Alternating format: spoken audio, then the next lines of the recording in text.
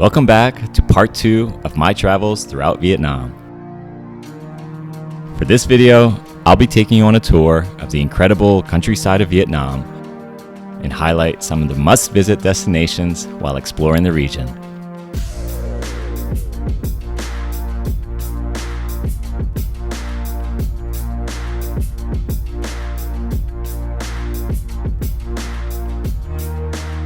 I'll visit these 5 destinations in the north, followed by 2 destinations in the southern half.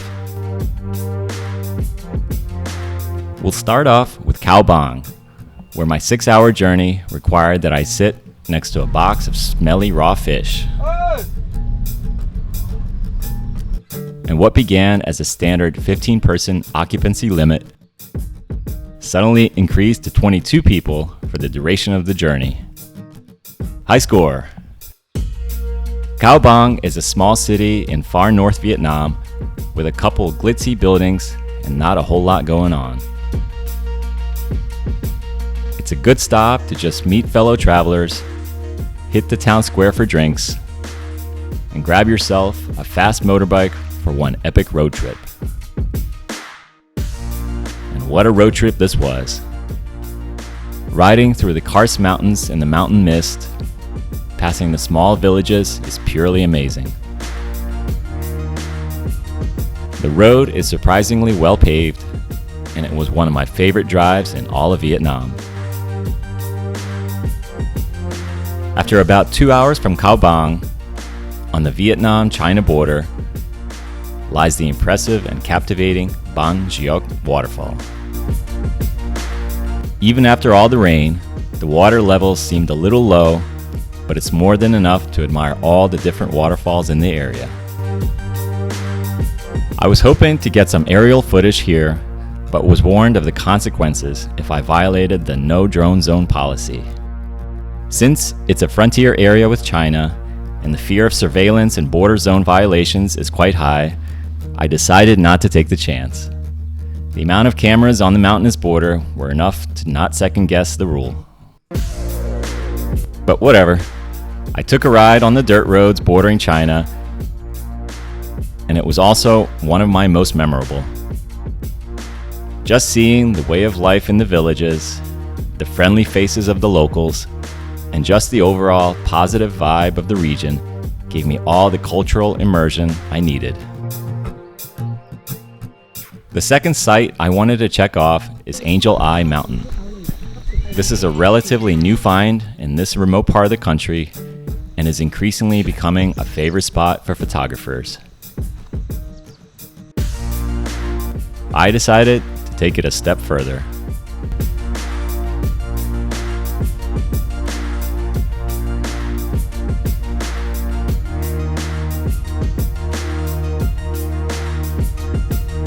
It's honestly a cool natural phenomenon that's one of a kind, and I hope this area can remain preserved for many more years.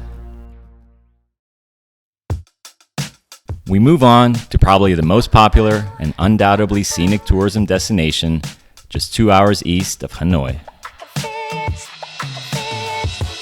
Recognized as a UNESCO World Heritage Site since 1994, Ha Long Bay is characterized by its towering limestone karsts and islands that emerge from the sea. Ha Long City itself has experienced significant development in recent years to cater to the growing tourism industry. I took a few days off to explore the city for myself. It was fun to walk around, explore some temples, meet the locals, and just get an overall sense of how this growing city came to be. There are plenty of storefronts, French-inspired architecture, and abundant seafood stalls all available. And my main focus was finding a cheap alternative to the overly expensive cruise options in the area. So I looked up Cat Ba, a small island just south of Ha Long that's closer to the bay and also has a big reputation for its party vibe. So I packed up, hopped on a bus, and crossed the channel, where our bus somehow managed to fit on the jetty along with other vehicles. After about a 2-hour journey, we rolled into town. Cat Ba is pretty developed, with the majority of its attractions being right on the waterfront. There's space on the pier to take in the sights and maybe a sunset, or you can head further inland to explore the mountainous terrain of Cat Ba National Park. There are plenty of caves to explore, most of them unguided, so be prepared.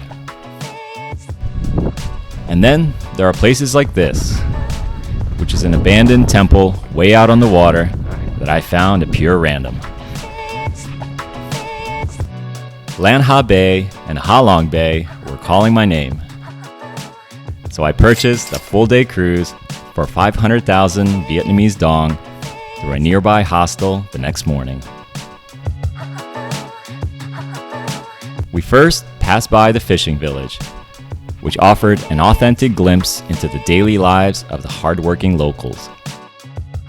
Pretty eye-opening if you ask me.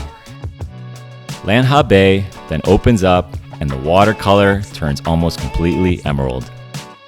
I can only imagine what it would look like on a cloudless day.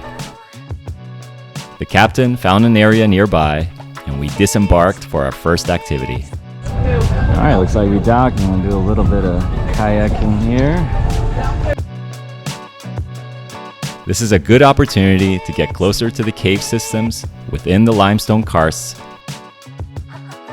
And if you're lucky, you might even spot some bats living in some of the holes. One of the best spots we stopped was near this rare beach with a pretty dramatic hole in the back. Either way, it's a great place to jump in the water.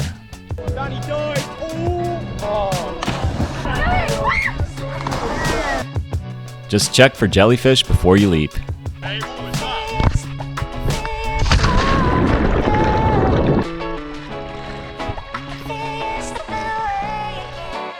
This was an amazing experience, and I recommend coming to Cat Ba if you want to experience Ha Long Bay in a different and more cost-efficient way.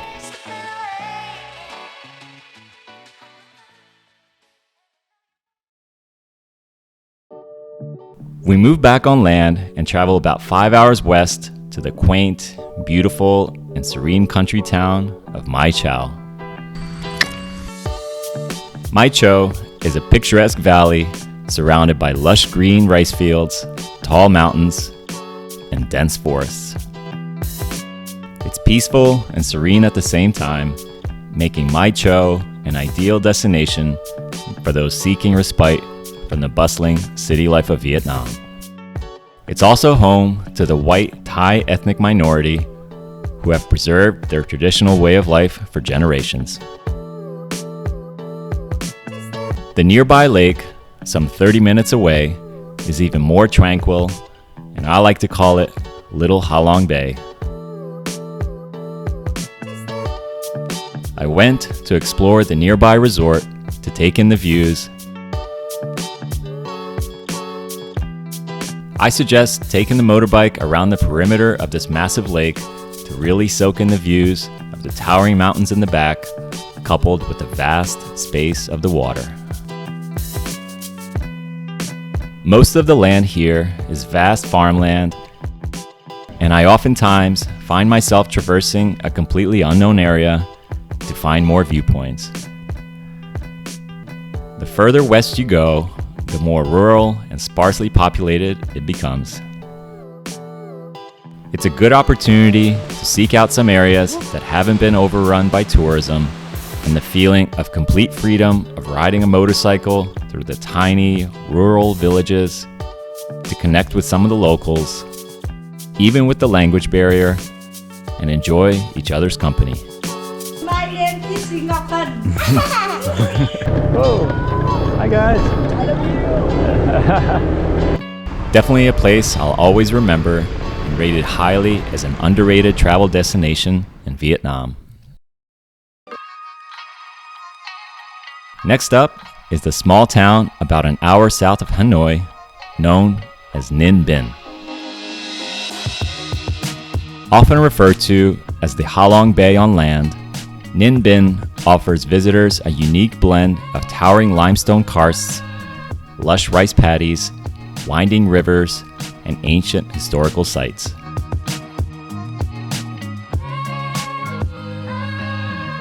You'll probably be taking one of the many VIP buses to this ancient town, complete with club lights and even massage chairs.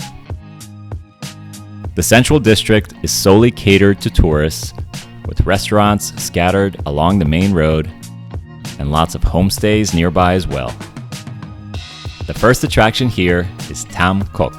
It's become such a cash grab recently and so packed with people that I just decided to skip it altogether. Instead, I walked parallel to the river, met the locals, and visited some of the ancient temples in the valley. Personally, I found it as a better experience overall and could still see the people on the boats going by. I figured, why spend the money on this little tour when I have my own boat that I can just fix up and take on the river. Just a few little patches and a few nails should do the trick. I did some summiting and, well, eventually found myself literally in the hidden open valley of the river. It was fun observing the boats going by from a tradition perspective, but after reading some of the feedback from the excursion by fellow travelers, I'm happy that I skipped it. For an amazing view of the river, head to Hang Mua. Walk up the 500 steps and you'll be treated to a spectacular panoramic view of the surrounding countryside.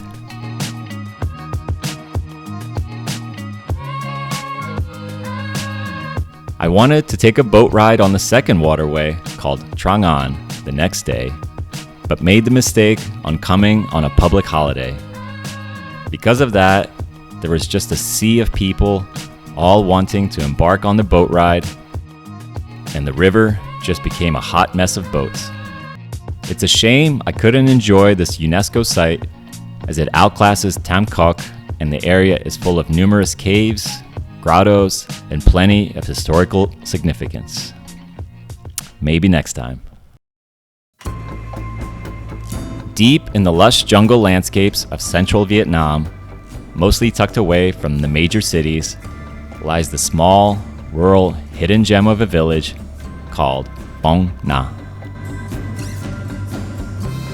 The trip there consisted of taking a sleeper bus, then a motorbike piled high with our bags, a bike ride to the city, and finally a motorbike to explore the region. Phong Nha is home to the largest cave in the world, but only about 1,000 permits are issued per year, so we hired Oxalis Adventure Company to take us on a guided hike to a smaller but still impressive cave.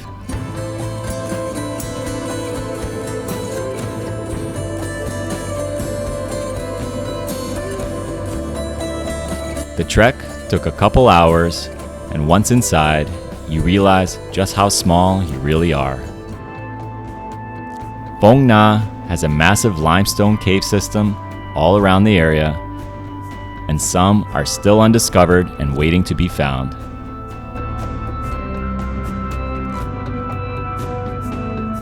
They're all very impressive, and you can find some neat formations inside, as well as some pools to cool off as well. The terrain is steep and varied, so plan ahead if you're up to the challenge.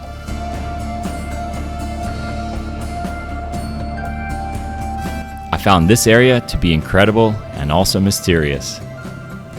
Who knows what else is out there? One of the most visited and easily accessible caves here is Paradise Cave. Wow. You basically enter through this small, narrow opening, no bigger than a standard doorway, and then pulled into the vastness of this cave.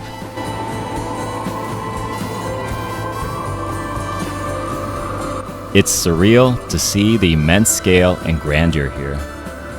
Stretching for 31 kilometers, it's one of the longest dry caves in Asia.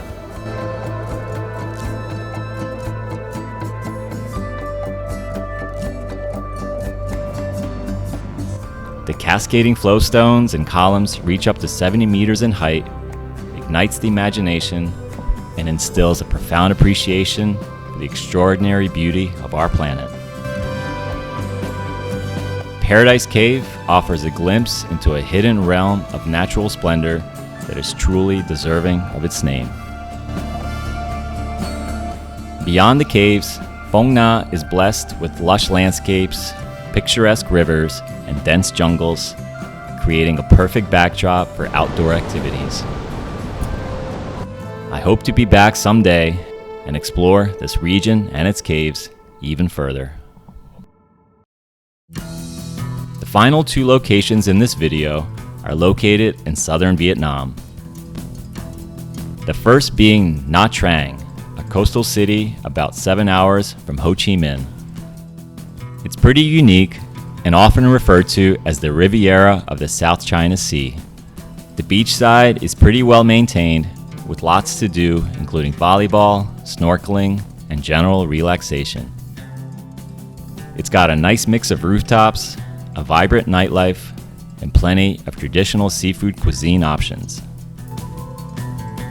The surrounding mountains are fun to explore as well and provide a great view of the city, especially around sunset. I wanted to explore more of the outskirts of the city, however, so I took a motorbike 1 hour north to a location known as Ba Ho. Here is where you can discover some natural pools and a small collection of waterfalls. And they're not exactly easy to get to. It's not technical climbing, but I was slightly unprepared for the amount of verticality and stream crossings.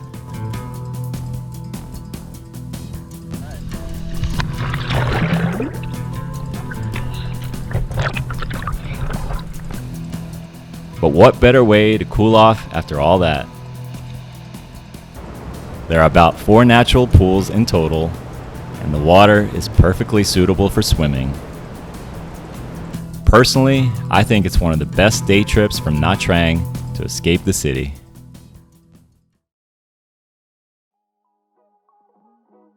We come to the final destination in this video, so thanks for sticking with me. Welcome to Dalat. Located in the picturesque highlands of Vietnam, Dalat is surrounded by rolling hills, lush forests, and serene lakes. The climate here is much more milder than the rest of the country, which I welcomed. It's definitely less hot and humid than the rest of the country. A popular tourist attraction here is Crazy House, an unconventional guest house defying conventional design norms and going all out in its fairy tale-like setting. It's a blend of artistic expression with twisting tree trunks and intricate pathways, creating an otherworldly atmosphere that feels straight out of a storybook.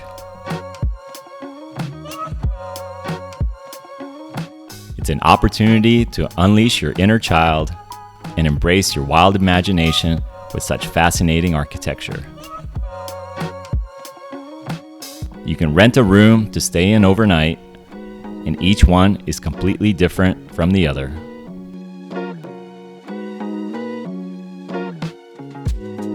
It was designed by Vietnamese architect Dang Viet Nha, whose vision was aimed to merge the boundaries between architecture and art. And I believe she also got married here.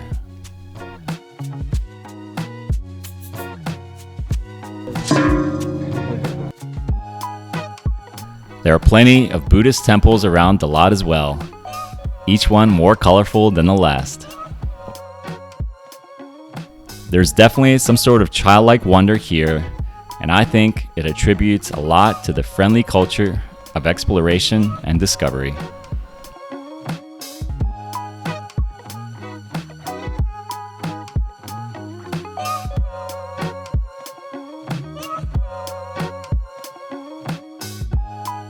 There are sculpture parks with some statues bordering on the bazaar, but it's all in good fun. Don't forget to try some local cuisine here as well. I've made a detailed list of all dishes in my previous video.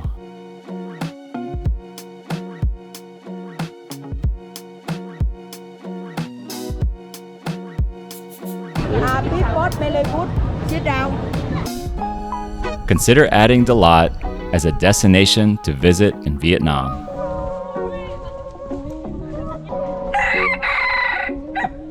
Its fun atmosphere, mild climate, and food options all gave me a fond memory throughout my travels.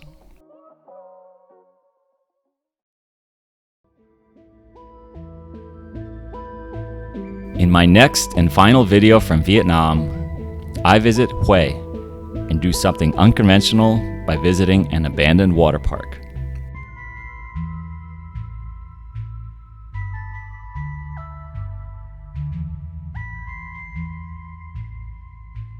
Thank you so much for checking out my videos, and please feel free to subscribe if you are new to my channel. See you next time.